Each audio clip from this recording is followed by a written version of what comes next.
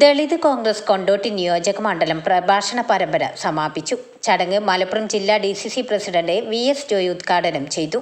ഒരുപാട് കാര്യങ്ങളായി നമ്മുടെ സംഘടനാ രംഗത്ത് അയ്യപ്പൻകുട്ടിയേട്ടനെ പോലെയുള്ള ആളുകൾ പ്രവർത്തിക്കുന്നുണ്ട്. ഒരുപാട് ത്യാഗവും പ്രയാസവും ഒക്കെ സഹിച്ചിട്ടാണ് നമ്മുടെ കോൺഗ്രസിന്റെ പുനഃസംഘടനാ പ്രക്രിയയിൽ നിങ്ങൾക്ക് വേണ്ടത്ര പരിഗണന കിട്ടുന്നില്ലെന്ന് നിങ്ങളുടെ ഒരു പരാതിയാണ്. ബ്ലോക്ക് കോൺഗ്രസ് കമ്മിറ്റിയുടെ പുനഃസംഘടന വരുമ്പോൾ, മണ്ഡലം കമ്മിറ്റിയുടെ പുനഃസംഘടന വരുമ്പോൾ പരമാവധി ദളിത് വിഭാഗത്തിൽപ്പെട്ട ആളുകളുടെ പ്രാതിനിധ്യം നമ്മൾ ഉറപ്പുവരുത്തും. നിങ്ങൾക്കൊരു പരിഗണന കുറവ് ഒരു തരത്തിലും മലപ്പുറത്ത് കോൺഗ്രസിൽ ഉണ്ടാവില്ല എന്നുകൂടി ഉറപ്പുപ്പെടുത്തിക്കൊണ്ട് മുൻ MP രമ്യ ഹരിദാസ് മുഖ്യാതിഥിയായി പങ്കെടുത്തു.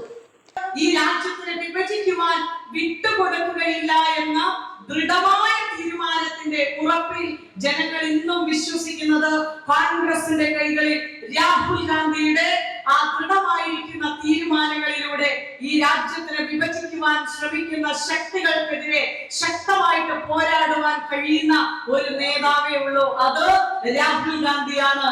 കൊണ്ടോട്ടി മോയിൻകുട്ടി വൈദ്യർ സ്മാരകത്തിൽ നടന്ന പരിപാടിക്ക് ദളിത് കോൺഗ്രസ് ജില്ലാ വൈസ് പ്രസിഡന്റ് MC ശങ്കരൻ അധ്യക്ഷത വഹിച്ചു.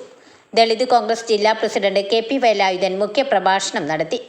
Sivadasan Ullattu, Soman Kanthikunnu, Kondotty block Congress president Kabeer, Pulikkal block president advocate Mujeeb Rahman, AK Abdurahman, municipal chairman Nitha Sharif, മുൻ ചെയർമാൻ CK നാടിക്കുട്ടി, സുബ്രഹ്മണ്യൻ നെടിയുരിപ്പ്, മഹിളാ കോൺഗ്രസ് സംസ്ഥാന സെക്രട്ടറി വനജ ടീച്ചർ, ആലി ബാപ്പു, സംഘാടക സമിതി കൺവീനറും വാഴക്കാട് ബ്ലോക്ക് ദളിത് കോൺഗ്രസ് പ്രസിഡന്റ് അയ്യപ്പൻകുട്ടി എടവണ്ണപ്പാറ സ്വാഗതവും ഹരീന്ദ്രബാബു നന്ദിയും പറഞ്ഞു.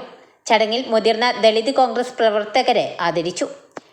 SC ആനുകൂല്യങ്ങൾ നിരന്തരം വെട്ടിക്കുറക്കുന്ന നടപടി അവസാനിപ്പിക്കണമെന്ന് യോഗം ആവശ്യപ്പെട്ടു.